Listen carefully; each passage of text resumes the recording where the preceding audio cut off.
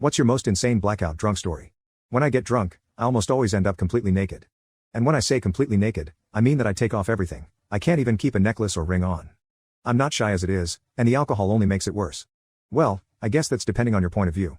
This was just shortly after college, and it was the last big party at a house we'd already been asked to move out of. Everyone was going their separate ways, and we decided to have one last party. Our house was known as the party house, and we had always just told people to invite over anyone they wanted, and to have them park at the store about a block away. This meant we'd often have tons of random people showing up. Sometimes it was just a few people, sometimes we'd have more than 100. The last thing I remember about the night was stripping completely naked on the roof with probably around 150 people at the house. I don't know how many were in the backyard, but there had to have been at least 50 or 60. I decided I was going to jump off the roof into the above-ground pool we got at Walmart. I stripped down, threw my hands in the air and jumped, but ended up a little short. I landed on the side of the pool, which luckily wasn't very sturdy, and it broke the pool, sending hundreds of gallons of water all over the yard. I wasn't feeling very good though, and ran inside and curled in a ball on the pool table that was in the living room of the house. I guess a few people handed me some shots to ease the pain, and that's the last thing I remember. The pool table was the first thing you saw when you opened the front door, so everyone who came in after I passed out saw a completely naked guy, face up, passed out, spread eagle on a pool table in the middle of the living room as they entered. My friends knew there was no point in covering me up. I just end up naked again and back in the same spot.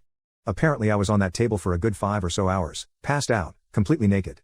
At one point I got a stiff one and a group of people played ring toss with my appendage as the post.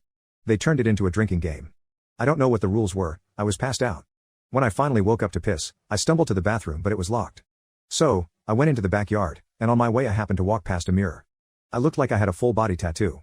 Everyone took turns drawing on me with markers, and I was just about completely covered from head to toe. Even the bottom of my feet were covered. My ass was covered, the insides of my ears were colored, and even my sack was colored. I tried to go to my bed, but there were a few people sleeping in it already. Most of the people had gone home, but there were still 20 or so people who crashed on the couches, or the floor, so I just decided I'd get in the bath and try to wash off the markers.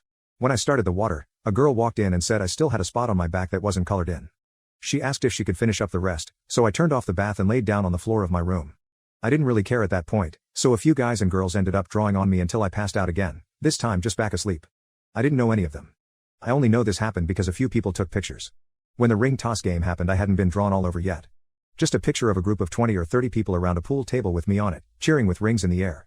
Then there were 30 or 40 pictures of random people drawing on me. I think I only recognized about 5 or 6 out of the 100 or more people in the other pictures.